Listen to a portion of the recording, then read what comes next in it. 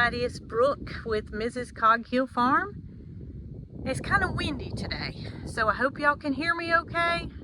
I'm not on the up and up with the technology such as microphones like Jason is, but I am going to do a test to see the livestock guardian dog's reaction time if they hear a coyote.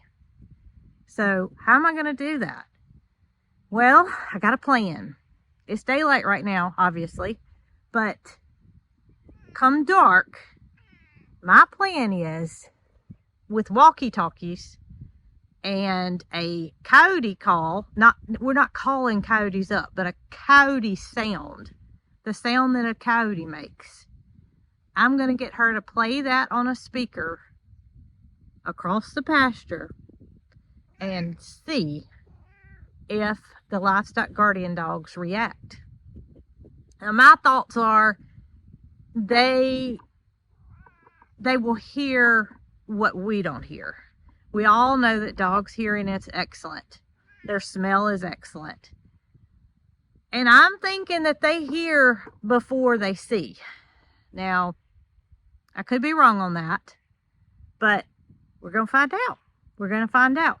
Now, pretty much all my dogs, meaning Rocky, Bandit, and Foxy, do all day long is sleep. They lay around and they sleep. Why do they do that, you think? Well, Holly doesn't do that.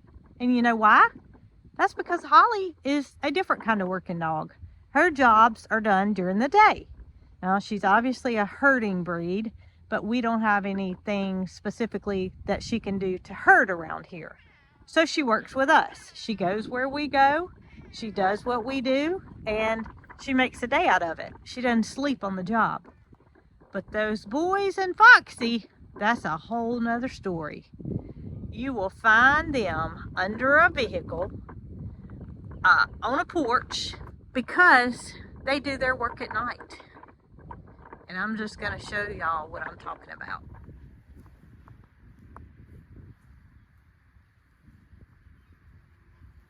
Example number 1. Rocky. Rocky is snoozing on the porch. Rocky does have a new collar on, and I put red on Rocky so we could remember red for Rocky, right? A lot of people have trouble telling them apart, and that includes me sometimes, depending on what they're doing.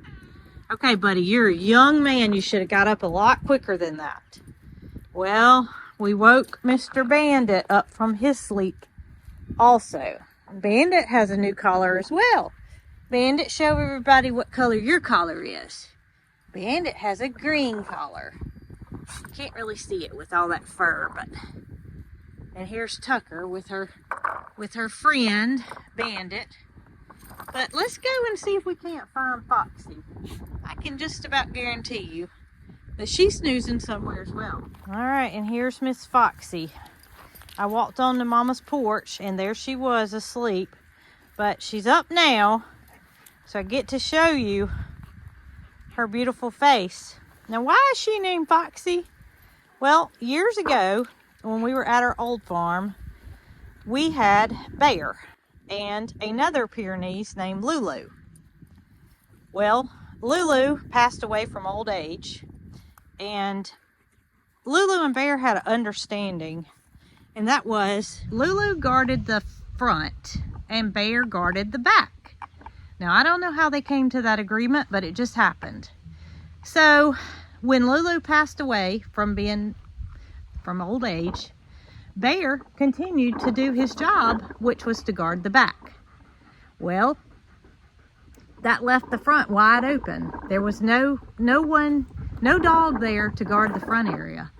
And we started having chickens to come up missing. Well, we could not figure out what the culprit was. There was no evidence left behind, and that led us to determine we had a fox issue. Because what foxes do is they take the whole prey with them. They take it back to their den, potentially, and share the food with their family. So that's why we found no evidence. And that's how we determined that we had a fox problem.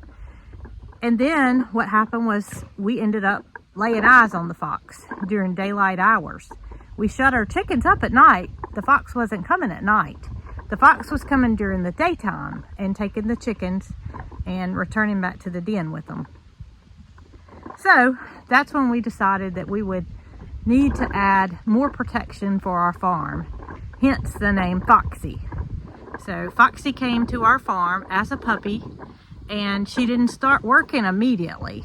Luckily, we were able to end the problem we were having with the fox, and no problems until Foxy got to the age that she could take care of things on her own. Foxy grew up at the old original Cog Hill Farm, and here she is today. She followed us to our new farm, but that left us with Bear being here with Foxy to guard 40 acres. And it wasn't too long after we moved here that Bear passed away. So Bear's passing led us with another empty spot, so to speak. We knew that there was no way that Foxy could protect this whole farm by herself. And she didn't have to for long, because that's when the boys were found. And of course, if you followed us for very long, you know the story of Rocky and Bandit, how Rocky had parvo. He overcame his illness. His brother Bandit never had the virus. He was perfectly healthy during all of it. And so now there's Foxy, Bandit, and Rocky, who are all three guardians of our farm. They all three have very good temperaments. I've had people say in the past that you should never have human contact with a livestock guardian dog, because that deters them from their natural ability to guard. We haven't had that situation. We've never encountered that. We have had a total of 5 livestock guardian dogs, and not one of them has shown any type of not wanting to protect because they were attracted to humans. So I don't know, say what you want, but my dogs are my pets, and they always will be. No matter what their job is, they still deserve a loving heart, and we do so. Now here's another addition. Well, not addition. Here's another member of the Cog squad, so to speak. This is Sunshine. Sunshine was a rescue, and Sunshine was not brought to the farm to guard. But that being said, that doesn't mean that she doesn't bark at strange noises and try to ward off anything that doesn't belong here. She just doesn't go very far with her traveling. She stays near home and does the barking, whereas the livestock guardian dogs go to whatever the issue may be. So now that I've told you my plan, we wait until it gets dark and we see if it works. It's dark. All I hear is crickets, which is unusual at Cog Hill Farm, because even I'm pretty vocal, and to hear nothing but the background noise is very, very strange. Because when daylight hits around here, it's like a switch is flipped. You got cows mooing. Loretta, who knows what she calls herself doing, squealing. Geese honking. I mean, the list goes on. So, you know, it's kind of peaceful until the dogs get going. And I may mention that there are no dogs on my porch, which is where Bandit and Rocky, sometimes Foxy, hangs out. But it's time for them to do their job. So they're out somewhere listening, watching, and waiting. All right, so I got Jason with a radio here that's Bluetooth ready, and he is going to go to where the dogs can't see him and play a coyote noise. Is that what you want to play? Yeah. And just, we're going to stay up here and just see what the dogs do. The plan is that Jason's going to send me a text before he makes the call, and we're going to see how the dogs react. And here's Foxy. She's been somewhere because she just came up from, I don't know where she came from. All right, hey Foxy. You can see the barn lights off in the distance. And I don't even know where Jason went. He just went across the property somewhere to where nobody can see him. All right, I just got my text. He said, get ready.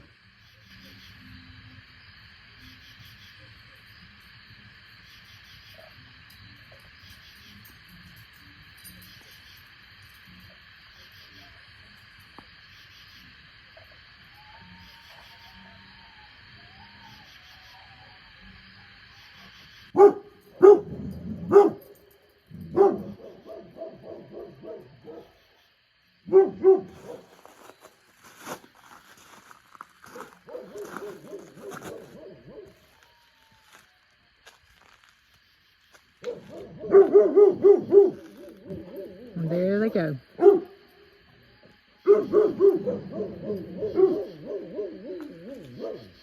And y'all know for the longest time we thought Rocky couldn't bark. And Rocky can bark.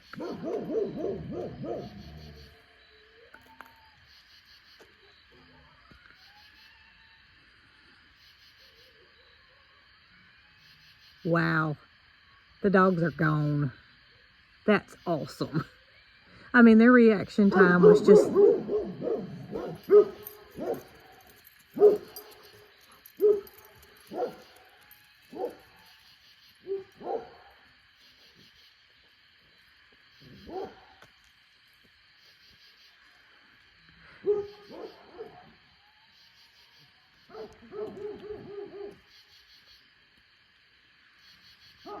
They're way across the property. When Jason gets back, I'm going to get him to tell us where exactly he was. Hey, boys. Wow, y'all went back to playing real fast. Where did y'all go? Oh, goodness. Now, Foxy must still be over there investigating. All right, so here's Jason. He's back with his Bluetooth-ready radio and your app that you use to play the coyote call, so to speak. But Jason, it was amazing. As soon as that sound played, they took off. Really? And they were pretty much working as a pack, I would say. Uh-huh. I mean, we've heard coyotes off in a distance or a fox say off in the distance, but we've never known what the reaction time was. So quick. Yeah, it was quick. They were over there in an instant. And you know what else amazes me? What? That they bark initially, and it's almost like it's an alert to the others that, hey, there's danger. Uh-huh. And then they stop barking, and they pursue whatever they're after. Here comes Foxy. You can tell Foxy's the pack leader. Yeah. She was, Y'all see her shadow? she was in front over there. They were at the barn. Where were you? I was on the back side of the barn. I didn't want them to see me because I don't want them to think, you know, when they hear a coyote call, it could be me. So then I went inside the barn and they never knew where it came from. I talked to my friend Catherine, who is an experienced wildlife, experienced in wildlife more so than I am. Good girl, Foxy. But she recommended that we don't do it more than one time, which, I mean, we only did it one time. It's not something we're going to play around with. No. But it was just to let you guys see how the dogs react. Good girl, Foxy. Yeah, she was still hunting on the way back. So I showed everybody earlier today how they just lay around and they literally rest up for nighttime activities because that's what they're bred to do. That's what they're bred to do. And you can tell these guys are still puppies because she's kind of serious. Did you tell him right? Did you see her right at the end? yeah, she told them to back away. Back away. I don't want to play. We're meaning business right now. And but once they get out of the puppy stage, they'll be more like her. But I think that she has been a great mentor to them, so to speak. I agree. mean, you don't have to do any training with a livestock guardian dog. It's something that they are bred with. Right. You don't teach them. They know what to do without being taught.